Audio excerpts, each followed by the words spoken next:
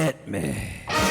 From Studio P in Sausalito, the home of the hit, it's time for... Succotash. Yes, Succotash Clips, the original comedy soundcast featuring snippets from comedy... Soundcasts. And here's your host, internationally recognized Comedy Soundcast Soundcaster, Marc Hershon.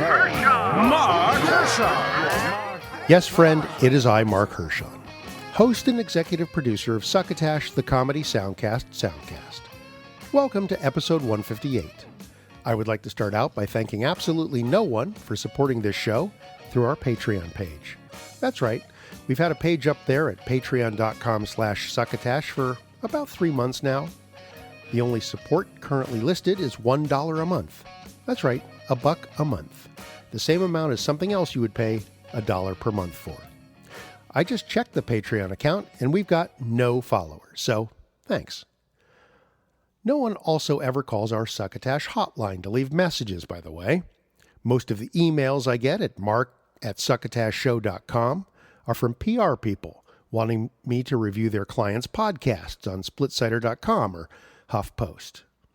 And the only comments ever left on our succotashshow.com page at the bottom of every episode's blog entry is some weird spam thing from overseas. We do get a lot of love on Twitter. We get some on Instagram and a smattering on our Facebook page, so thank you very much for that. Occasionally, we even get a lovely 5-star rating or a kindly review on iTunes, so we appreciate that. Clearly, however, even though I mention all of these things, plus our Amazon banner at the top of our homepage, along with the donate button and the Succotashery, Soundcast listeners seem to be very comfortable being able to listen to this free content without much of a thought towards the expenses involved, nor to mention the time spent that it takes putting shows like this together. It's only taken about 6.5 years since I started producing Succotash, but you know what? I finally get it. And so you're going to get it. From now on, a somewhat sleeker, shorter Comedy Soundcast Soundcast. Because I'm not going to ask for donations anymore. I'm not going to beg for reviews and ratings. Oh, I may mention a few events of interest. We'll keep doing the cavalcade of gratitude for those of you who mention Succotash in your social media. But I am going to trim the fat because I'm tired of asking for help, and now when I listen back to the show, I sound like I'm whining and begging. I'm very grateful to Tyson Sainer, our associate producer, who harvests great clips without being paid for any of it, and the rest of our crack staff, Bill Haywatt, Joe Polino, Kenny Durgis, and Scott Carvey. Thank you very much. Will Durst, who supplies us with the Burst O Durst segment without pay each and every episode. If you enjoy listening to this show, then I'm doing this for you. If you don't enjoy listening to Succotash, well, you probably haven't even made it this far, so who cares about you?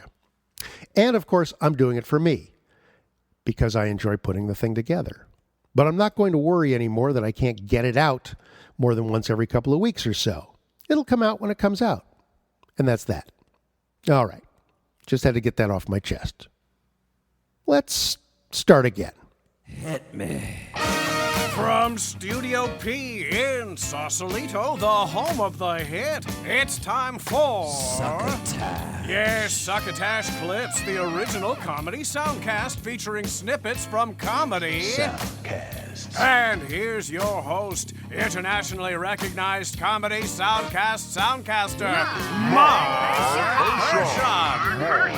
Marc Hershon. Yes, friend, it is I, Marc Hershon, host and handmaiden of Succotash, the Comedy Soundcast Soundcast.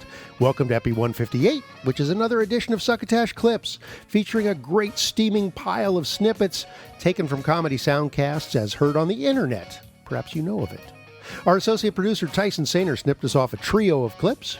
I grabbed some, and one enterprising soundcaster even got us a clip from their show by uploading it directly to us. If you're a comedy soundcaster and would like to try that yourself, listen for details from Bill Haywatt at the end of the show. We're featuring snip-snips from Lost in America, My Dad Wrote a Porno, Off Book, Quick Question, The All-Seeing Guys, and We're No Doctors. In addition to the clips, we have a double and maybe triple shot of our Burst O Durst segment from our friend and political comedian Will Durst. And we have a new Boozin With Bill segment where our beloved announcer teaches us how to make the bitterest drink ever to flow from the Studio P wet bar. And the whole thing is brought to you by our friends at Henderson's Pants. Henderson's. If you've got the legs, they've got the pants. Heck, they even have legless pants. So go ahead and drag your torso over to wherever fine and not so fine pants are sold. Let's kick things off with Will Durst, for whom President Trump is the gift that keeps on giving. Hey guys, Will Durst here with a few choice words about the huge gulf between what our president says and what he means. Sometimes it's obvious, as when he says that reporters don't know how to write good. But most of the time he talks in a peculiar code which we here at Durst Co. have gone to great lengths to decipher so that you can follow along in a segment we like to call What Trump Says and What Trump Means. What Trump says: the media is being totally unfair. What Trump means: they keep reporting the facts. When he says, many people don't even know this, but what he means is, he didn't know that. When he says, believe me, don't believe him, don't believe him. When Trump says, everybody hates the United States, what Trump means is, everybody hates Donald Trump. When he says, many people are talking about this, nobody's talking about it. When Trump says, he's an idiot, he's a loser, he's weak, what he means is, someone disagrees with him. When he says, he's a good person, someone agrees with him, but you wouldn't want that person to babysit the kids. When he says, I will let you know in a brief period of time, what he means is, he has no idea what's going on. When Trump says, there's two sides to every story, what Trump means is, white supremacists are his base. When Trump says, I don't have time for political correctness, what he means is, he's a mean-spirited oaf. When Trump says, absolutely, 100%, what he means is, probably not. When Trump says, the failing New York Times is one of the worst newspapers, what he means is, they are nailing his butt good. And finally, when Trump says, we're going to build a wall and get Mexico to pay for it, what Trump means is, we're going to build a mall and get Ross Dress for Less to pay for it. For Succotash, the Comedy Soundcast Soundcast, I'm Will Durst. You can find out more about Durst, including his running one-man show in San Francisco, at willdurst.com. And there will be more Durst later in the show. First clip out of the barrel is from a soundcast I just reviewed for splitsider.com, and that's My Dad Wrote a Porno. I've had the cast, Jamie Morton, James Cooper, and Alice Levine on back in Succotash Chats, Epi158, and now they are just concluding reading Rocky Flintstone's fourth book in his Belinda Blinked series. This clip is from the second to last episode for the current season. She turned and strode the few steps to the concrete spiral staircase. Oh, God, it's outside. Which linked the garage to the first floor of her apartment. To another floor, the way that stairs do. Some awful concrete steps. How elegant, how dainty. It's like, It's not very ornate, is it? I imagine it's something from like Gone with the Wind or something, but actually it's just very much a 60s tower block. Although saying that, she has a garage in central London. She's quite flush. She's got a lockup. Hasn't she? Is she... Do you think this is like the Barbican? I'm just thinking of all the concrete. And Like a brutalist yeah. structure. She sat down seductively on the third step. They can't have sex on these steps. These sound awful. She'll break a neck. Ice cold. She'll get piles. Maybe we won't go inside. Maybe the whole chapter's going to take place on those fucking steps. No, we can't be tempted this way. Oh, no. She sat down seductively on the third step, kicked off her black leather heels, and ensconced her long, supine toes around the metal railings. What? So, concrete treads, metal railings.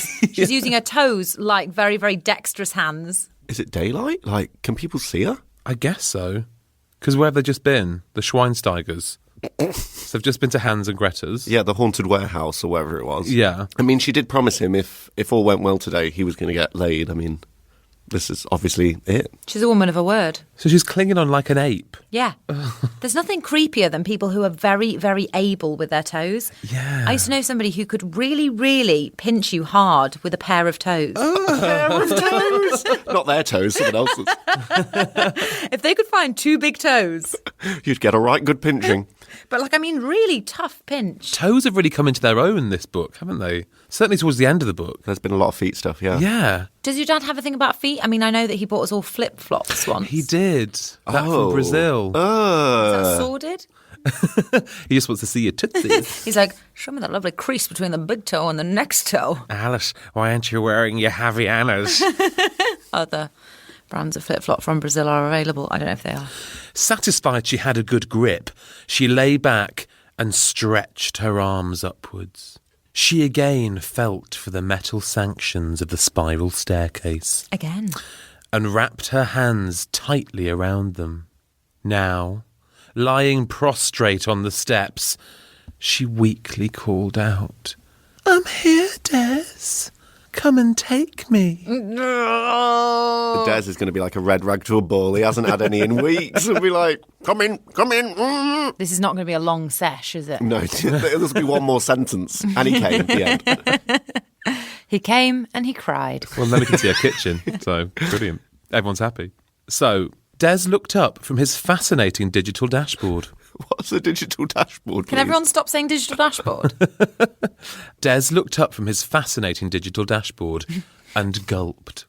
You would? He shook his head in disbelief. After all, he'd failed to get that direct order from Hans and Greta. He'd failed. Yeah. So they didn't get it, but she's still putting out anyway. Well, Did he at least steal some ideas from Bish? I hope so. Bish! I forgot about Bish! He went to take all the photos, didn't he? That show is a consistently funny formula and a truly horrible series of pornographic novels. Find My Dad Wrote a Porno all over the web, from iTunes to Stitcher at their home site and bunches of other places. Next up is a clip that comes directly from the source. Greg and Joe, the fellows at the All-Seeing Guys Soundcast across the pond in England, used our direct upload link to get us this chunk from one of their recent episodes. In their cover note, they say, quote, "We had a clip played by you a couple of years back, so we thought we'd possibly throw a newer clip your way." Unquote. Good enough for me. Welcome to the All-Seeing Guys. The All-Seeing Guys. Greg and Joe. I remember going. I dressed as Oliver Twist, and literally, I think my mum just cut a hole in a t-shirt. Done. Sent me to school in a white t-shirt and jogging bottoms, but they were just like rolled up. But I had these I remember I had these big white high top trainers, and I had to take them off.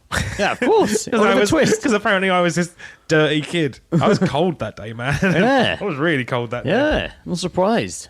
Yeah. Did you sing any songs from Oliver? I didn't. No. Nice. You weren't really committed to the role, were you, Joe? No, I mean I was dirty. Where is I love? hated, man.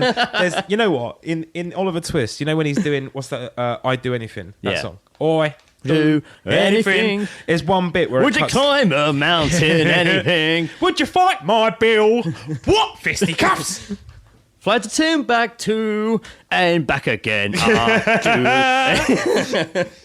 Yes, I do know that song. Yeah, I was in the junior school play of Oliver. Would anything? Just Anything. no. He doesn't. He just goes anything, and it's just like I want to fucking wreck you. I want to fucking kill you for that. Yeah, it's fair enough. He just sounds enough. so weak. Fair enough. And feeble, and it's just like ugh.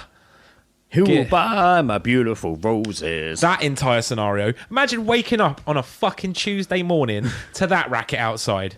Getting up, going to your fucking 9 to 5, Mate, and you're just like, mate, are you kidding me with the this? concept. What if? Why are you so- What if you woke up one What if morning? you woke up and every you woke day- up one morning and like the episode of Buffy, I'm ripping it off. You wake up You know one what? morning. I never saw that episode. It's great. It's really good. That's unfortunate. It's I was really- hoping for it to be terrible. No, it's really good. Okay. You wake up one morning and everything's a musical for like a whole day. Oh my god! But everyone's sung fine. But you're like, but you're just not in musical mode. You're just going about your daily. But Imagine everything. Unfortunately, because of whatever's happened, everyone is living out their own personal musical. So they're all having. They're like, not in sync. They're all having their own. Like they're all having like their own. Imagine plot. public transport. I can't believe we're sat here. Press the I'm button, going to ring look the at bell, porn on ring my the bell, phone. bow, bow, I'm going to look bow. at porn on my phone. I can see I him hope looking no one at sees porn. me. He's looking at porn. He's looking at porn. Yeah. Ooh, that girl looks like a scat. Meal deal from Boots today. Cheese sandwich and some McCoys. No, madam, you cannot have a refund. Well, that's half of it. pretty much. That's pretty much half the play. We've done it already. All Seeing Guys, the musical, coming should we do soon. it? My start will be like, Nightmare Before Christmas. When he goes to the What's Christmas. this? Mine goes, what's this? Oh, shit. I've gone through my alarm. Oh, bollocks. Where are my socks? I can't believe I've done this one more time. I spoke too much, but we don't get paid. It'd be great. The bus! I'm going to miss my train. The bus! Oh, shit. I'm not near that bus stop. A lot of it's going to be me going, oh, shit. That's how my mornings always start. I say, oh, shit, like 18 times. The big famous hit from the All Seeing Guys, the musical. Oh, shit! Directed by Andrew Lloyd Webber.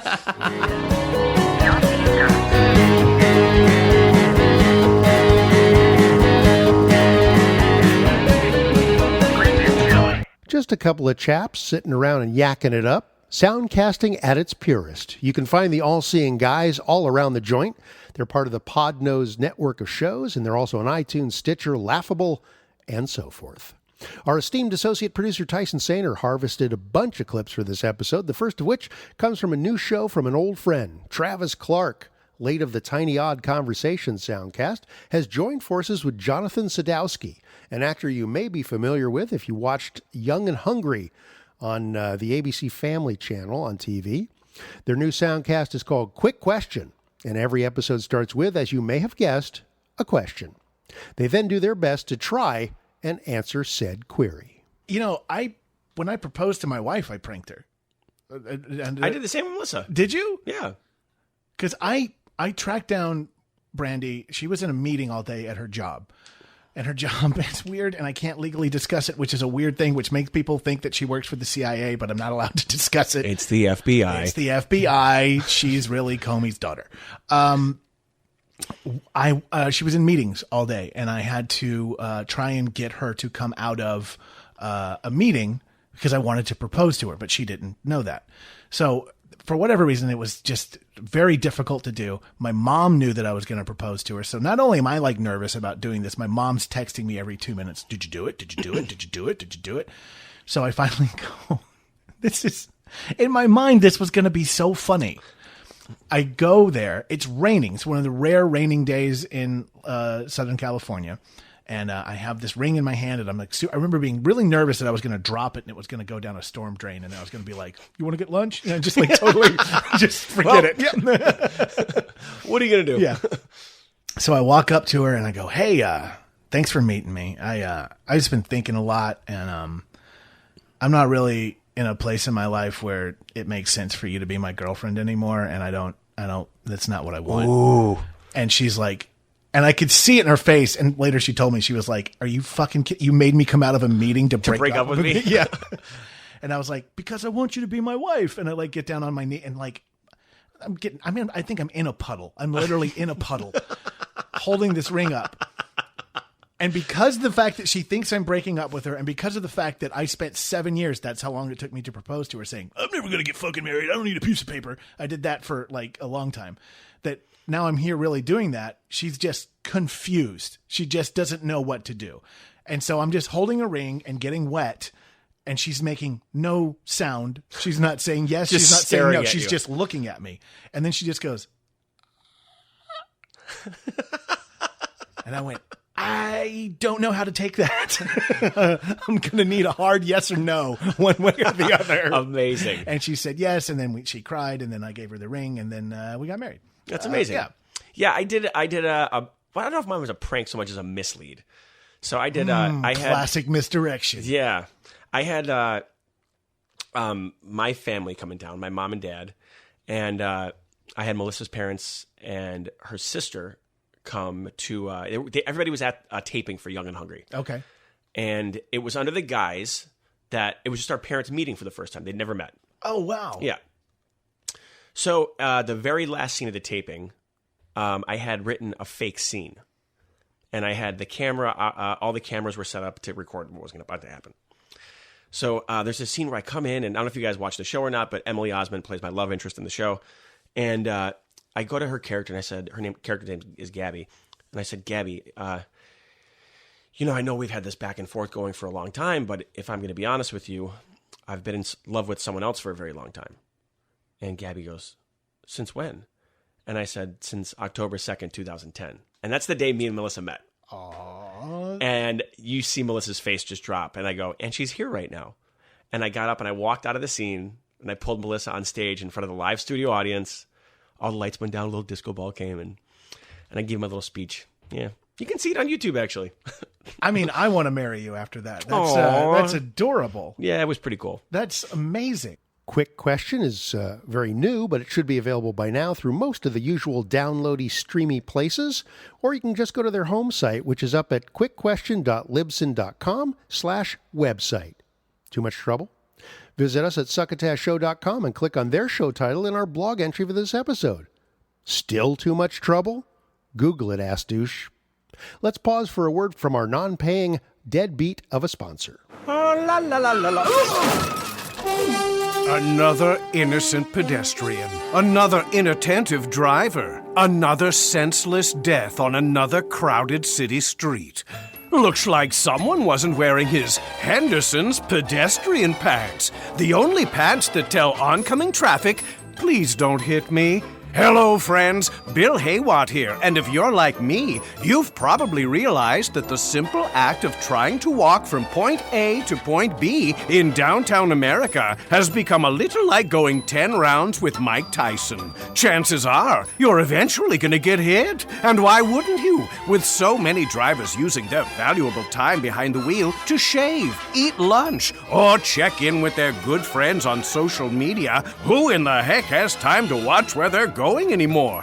Not me. And that's why Henderson's has come to the rescue. With pants so iridescently bright, they instantly turn a potentially deadly intersection into a cone zone crosswalk of a discriminating fashion runway. With Henderson's pedestrian pants, even folks who are asleep at the wheel or vying for their city's DUI record will see you coming from blocks away. With colors like radioactive isotope green, volcanic pumpkin vomit orange, and bladder infection yellow. But stylish color options are only part of the magic of Henderson's pedestrian pants. Built into the protective heat-resistant lining of these beauties are over 10,000 watts of flexible Klieg-Light strips that will illuminate your legs like a Broadway marquee. Nothing says, "See me coming," like a pair of Henderson's pedestrian pants. Originally designed for the Rockettes of Radio City Music Hall, dirt track race car drivers, and power-walking narcissists with a taste for the bizarre, Henderson's pedestrian pants are available at your local all-occasion security barn and wherever used traffic flares are sold. That's Henderson's, makers of potentially life-saving outerwear since 1911. And now back to Succotash. Another pretty new-to-you soundcast is We're No Doctors, co-hosted by Steve Agee and Busy Phillips. They're not just both comedians and actors, but they're also self-admitted neurotic hypochondriacs who decided they should do a show about health and medicine. And isn't it about time? In this clip from recent Epi4, they talk with guest Nicole Sullivan, another comedian actor who recounts her brush with death caused by the dread swine flu. So then this is the pivotal moment. So I'm breastfeeding my baby the whole time because I just think I have the flu, right? I don't know. And it's 4 a.m. and my baby's crying because he's hungry. And he's in a bassinet at the foot of the bed. My husband has gone to sleep with my other son in another room because he's like, I don't want your flu. And so I get up to go feed my baby. And this is a true story. I looked at my child who was crying because he was hungry. And I literally made a face like, ugh. Turned around, walked out of the house at 4 a.m. and started walking down the deserted Santa Barbara street in my pajamas, which are covered in puke, just taking a walk down the road in the middle of the night, like pitch black. And I got so crazy. I got like 50 feet away, and I was like, what? This is not. I just walked away from my baby, and you're in the street. And I'm in the street. I'm like, what is happening? Like, at least you had that moment. Like, you could have just been found dead in the road. Yeah, I could have been found dead if. Well, the part that makes me tear up is the part that like my baby woke me up, and I kept going, that's not what a mom does. Like, but my brain wasn't working. Yeah. I was like, moms don't walk away from their babies when they're hungry. I walked back in the house. I said to Jason, something. Get some formula. There's another baby who's staying there. I'm like, get some formula, feed the baby. take me to the hospital. And he was like, we just went. Can't you wait till the morning? God, such a man. And I'm like, and I was like, no. And by the time we got to the hospital, I collapsed in the parking lot. They had to come out and get me in a wheelchair. When they pulled me in, if you've never seen them press that button, which is like everything goes, my fever was 105.8. She was dead. She was literally, I just got the chills. Oh my God. I've never heard of a person with one that high. They put me in the elevator, bring me to the ICU, and they already had paperwork for my husband to sign a living will. Because they're like, she's going into a coma. Yeah. We want you to discuss with her right now while she's awake. I'm getting upset thinking about it. And they told him, see, I'm going to start crying. And they told him, like, do you have any religion? Like, is there any, should we call a priest or a rabbi? Like, are you guys religious? They're like, this is ending. Do you remember all this? No. I remember being in the elevator, and that's the last thing I remember. Right. I remember passing out. And then Jason says, he's like, what the fuck is happening? They start packing you in ice? Yeah, they put me in like the ice bath type thing, to which I said to my husband, I don't know how they're going to make a snow globe out of me. Still trying to make him laugh. Pretty cute for a dying person. Go out on a high note. But yes, okay. So then you're packed in ice. Jason thinks his wife is dying and leaving him with a 4-month-old and a 2-year-old. Yeah, that a minute, like 24 hours ago. Beckett was with you too, right? He brought the baby with you to the hospital, or Beckett's back home? We left him at home we had friends that were right. So, and they had baby too. So I was like, just find formula, feed him, and I got to go. And then then the sort of. I spent 4 days having 100. My fever wouldn't break for 4 days. 105.8. 105 for 4 days. I mean, it wouldn't even drop. Almost 106. It wouldn't even drop wouldn't even go down to 105.6. It would just stay right there. They gave me Now, here's the thing with antibiotics is that some work, some don't. In those situations, they have to give you all antibiotics, all of them. So because they don't have time to see what's going to work, so they give you like 6 antibiotics, full strength. Are you allergic to any of them? No, I mean no, thank God. But it also was truly H1N1. It was swine flu. Yeah, so it was the swine flu, and what ended up happening is the swine flu led to I must have gotten it shortly, like that week, and in those 4 days that I had that small cough, I developed what's called double bilateral sepsis pneumonia, which is what people that have full-blown AIDS die of. Right when, like the week before they die, that's what they get. Yeah. It's the week before when you stage 4 cancer in 7 parts of your body, at the very last week you get double bilateral sepsis pneumonia, which you don't ever recover from.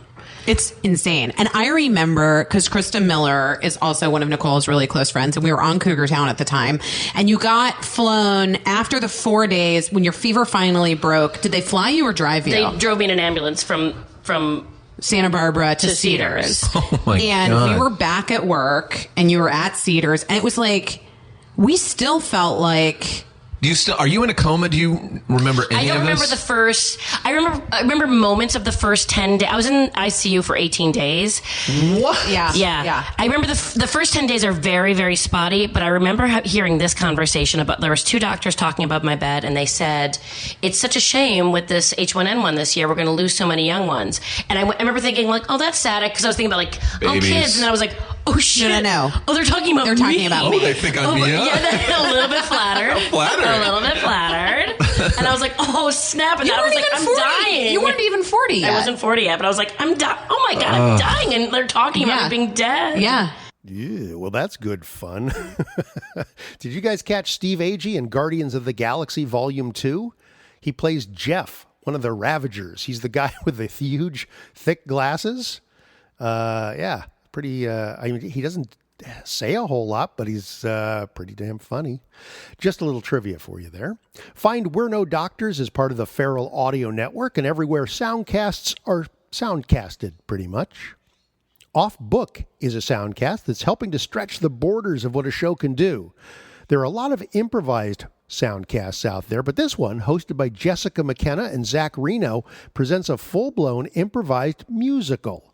This clip, provided by Tyson, is from their debut episode, Shrugging Destiny, and features the hardest-working guest in soundcasting, Paul F. Tompkins. Do you have like a moment where you remember getting recognition from your parents where you were like, Sure don't. Oh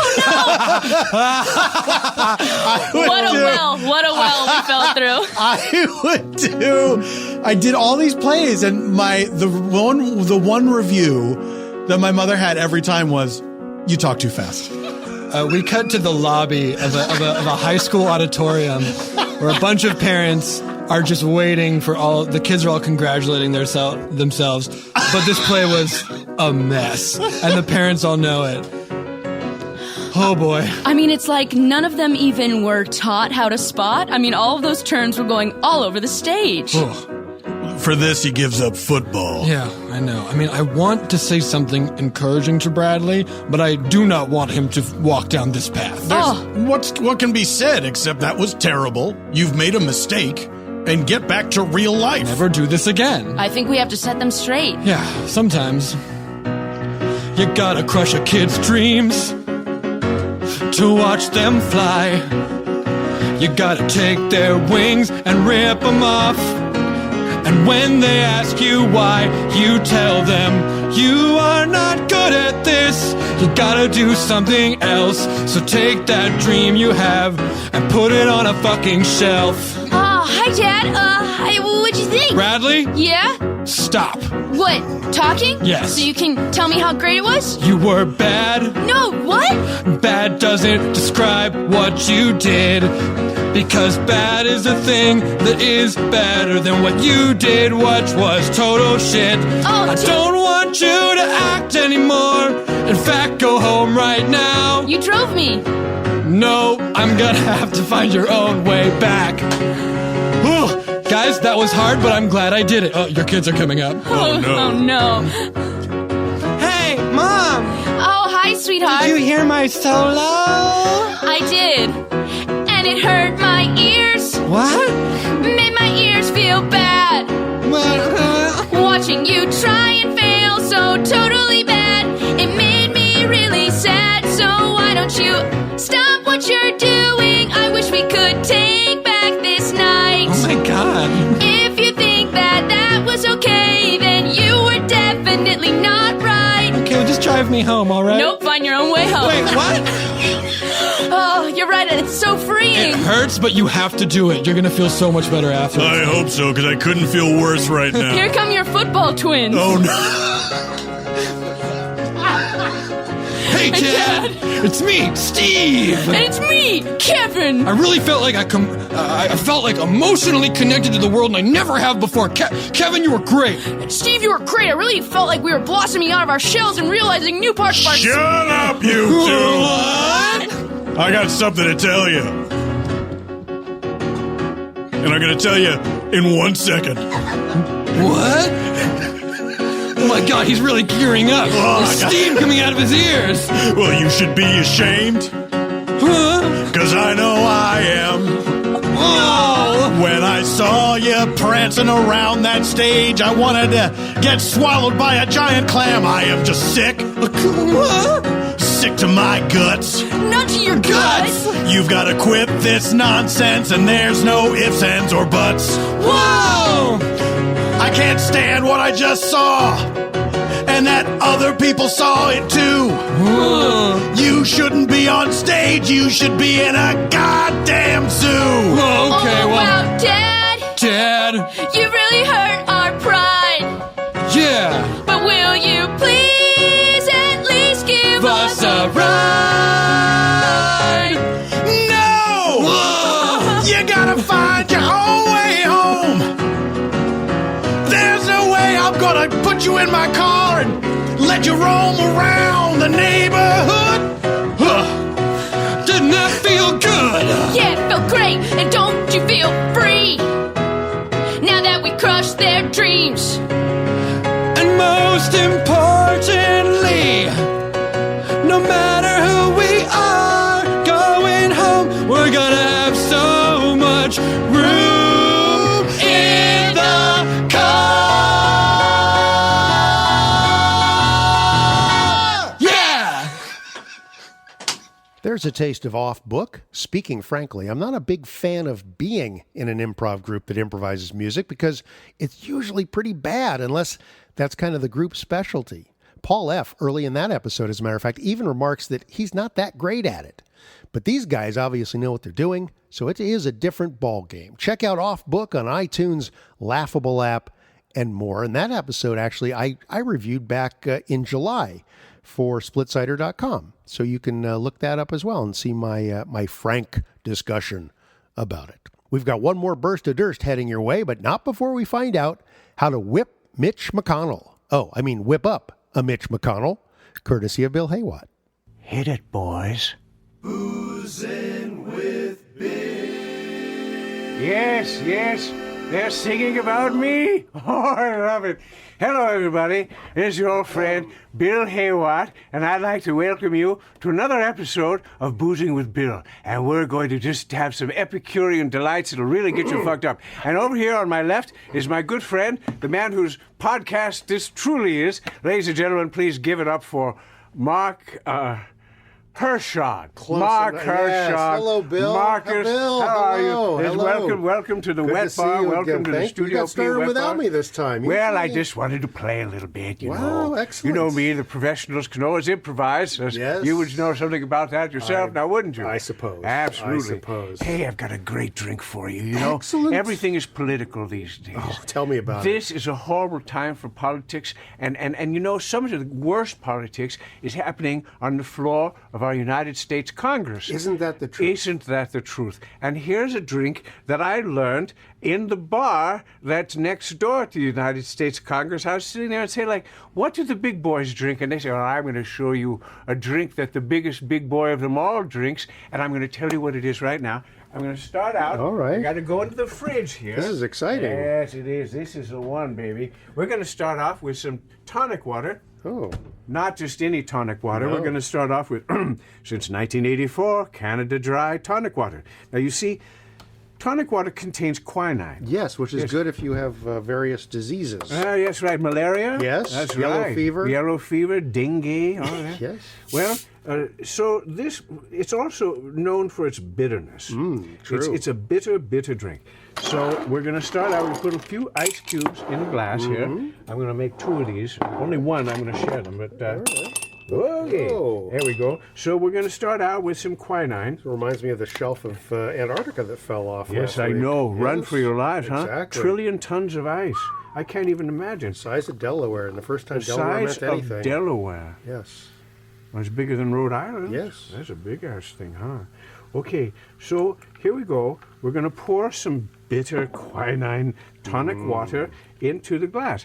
And then, well, what we need to do is we have to add a dash of bitters. And so we're going to dash... Because it's not bitter enough. Well, we're going to add a dash of bitters. We're going to add a dash of German bitters, not just any German bitters. We're going to add Unterberg bitters. We're going to add a dash of bitters. And here it is. There's some, it's a little bit more of a dash, but, well, the bitterer the better, you know. Super bitter. It's super bitter. And then we have to add that, we have to add a dash of bitters. Oh, dear, more bitters. Absolutely. This time, not just any bitters, we're going to add Angostura bitters. Of course. Right? We're going to add just a dash of... The bitters that made Belgian famous. That's for sure. Italy or one of those guys. Where they're from. Yeah, nice color there. Oh, that's beautiful. This is going to be better. Yes, it's a good I'm stuff. beginning to see the theme to this So drink. then we're going to add you got to add a dash of bitters. Orange. And we're going to add some West Indian orange bitters. Now Yes, I'm getting we a are. clue as to what we're doing here. So a little dash there. and there you have it. That's it? That's right. You know what this is called? No. The Mitch McConnell. He's a bitter old prick, don't you think? I mean, look at that man. He always looks like someone just went up behind him and grabbed his pink panties and gave him a big tug. Big wedgie. He's just a big wedgie to that man. That's it. We're gonna Just tonic stir it up. water and 3 kinds of bitters. It's like quinine. Quinine, the bitter quinine, and orange bitters, Angostura bitters, and well, you know, we can drink out of the same glass. And it's a bitter drink, and the thing is, the man needs to be bitter. Yes. Because, you know, look at the world, the history of the world. Who really contributed? The rich people or the poor people? Oh, It's the rich people. Yes. Absolutely, you know. So, I mean, he's got a horrible job. He wakes up in the morning and says, how do I fuck the poor people? On behalf of the rich people. Really is a quandary. I mean, it's a quandary, but how much because there's a lot of money riding on this, babe. So to get him up and going, This is what he drinks. He drinks Mitch McConnell. I think, and then when it's a really bad day, when it's like, when it's like budget time, he'll like crush up some Bayer aspirin and flow it on the top for even more bitterness. Here we go. You could put a wedge of lemon in there too. That would yes, add to the bitterness. Absolutely. Here, I'm going to share this. All with right, you. cheers. Cheers to Mitch. Oh, this is bitter. Oh, man. Wow. No wonder he looks like the way he does. And yet you can't get drunk on it. Well, you can drink it and drink it and drink it, and you just get more and more bitter. Just get more and more. Absolutely. No wonder he's got that look on his face.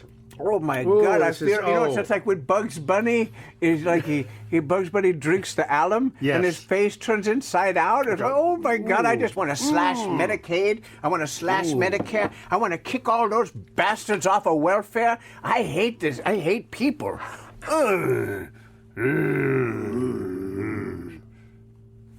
Beautiful. Excellent. So there it is. You got it, friends. It's like take a glass and put some ice in it, and then throw a mesh of quinine, some tonic water, some Canada Dry tonic water, our sponsor, and then add a dash. Wait, they're our sponsor now? Well, I didn't realize that. In a pretend universe. Oh, excellent. Then you add some Unterberg bitters, dash.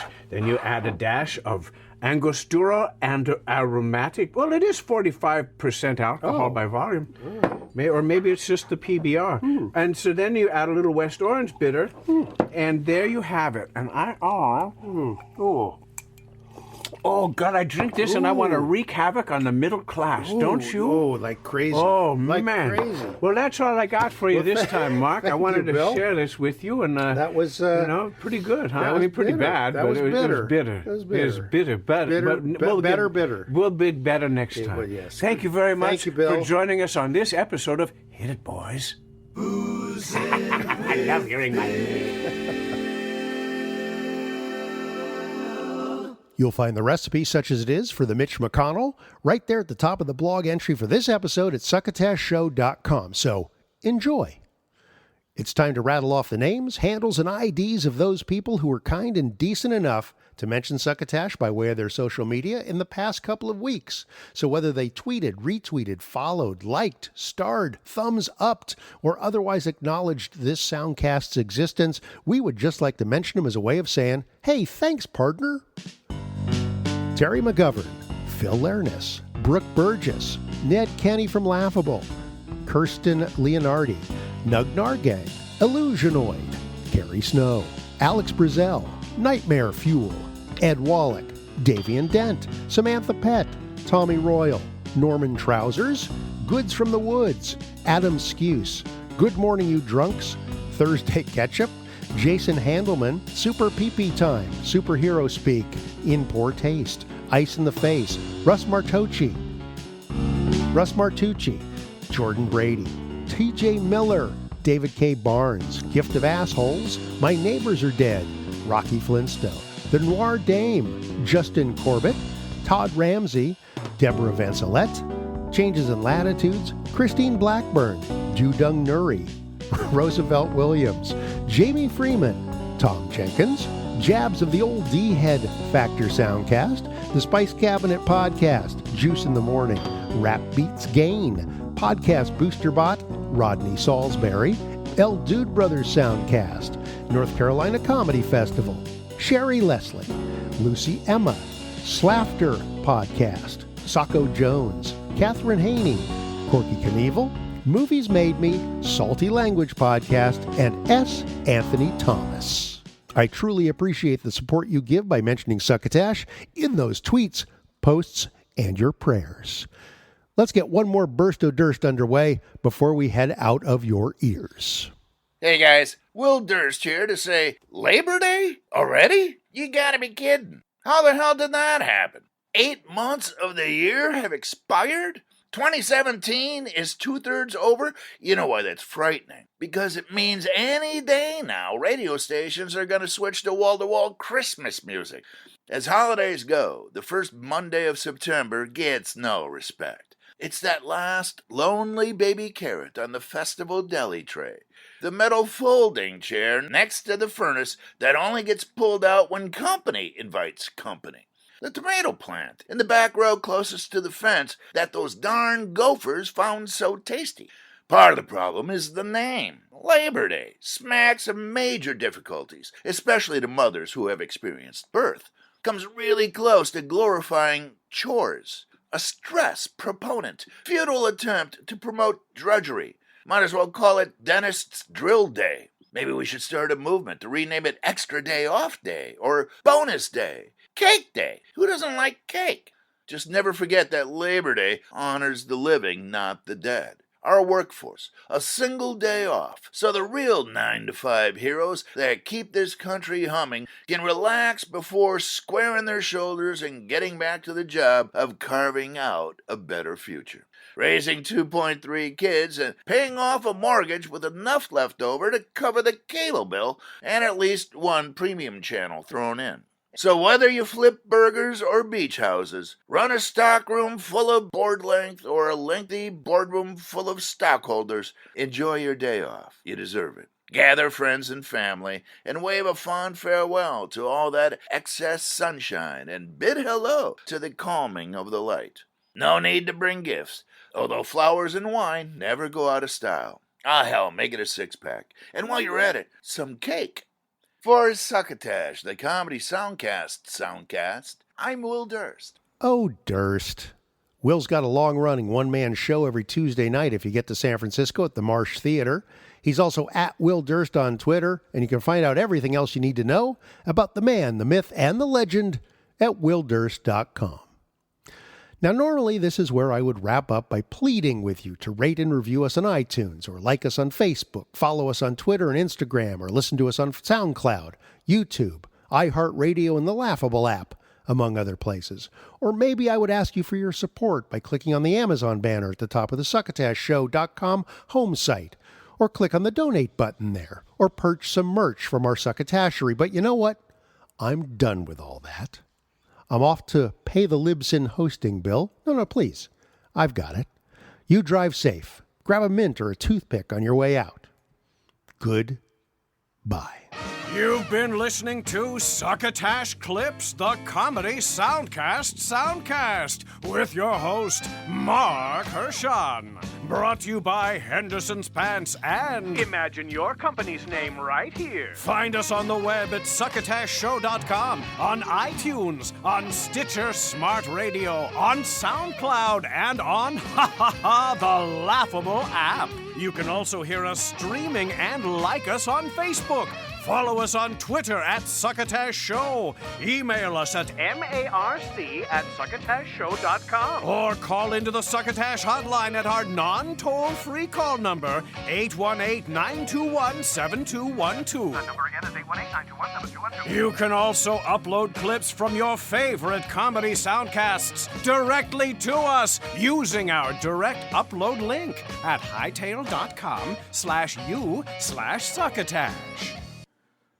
Hey guys, Will Durst here with a few choice words about our neo-Nazi president. Okay, maybe he's not a card-carrying member of the white power wing, but he definitely proved himself a sympathizer when he promoted false equivalency between the organized hate movement and people disgusted by them. He's calling them haters who hate hating. It's confusing. After a riot broke out during a Unite the Right march in Charlottesville, Virginia, there was, according to Trump, violence on many sides. On many sides. Yes, one side had bats and clubs and body armor and shouted slogans denigrating Jews and blacks, and the other side dented those clubs and bats with their heads and body parts. One side drove a car into a crowd, and the other side failed to get out of the way, and then lay down blocking traffic, littering the street with their blood. Shocking. It's like declaring our Allied forces were as guilty as the Nazis in World War II because they hated Nazis and fought them to defend freedom. Yeah, there are two sides to every story, except for the stories where one side is Nazis. After Trump's mealy-mouthed equivocation, KKK Imperial Lizard Stick, or whatever they call him, David Duke sent out a congratulatory tweet.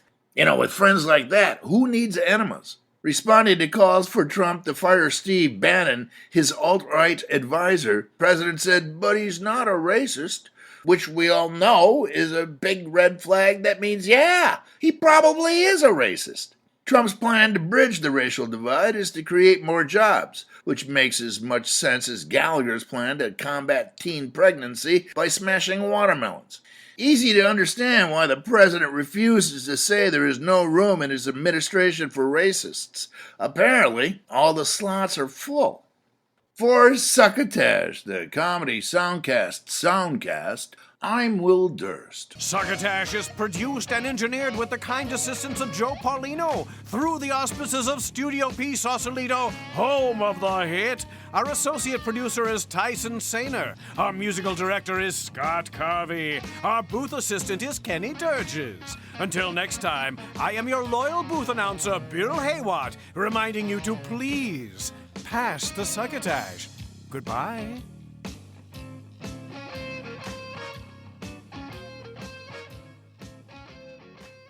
We've got a few minutes left before we have to throw it back to the network. What?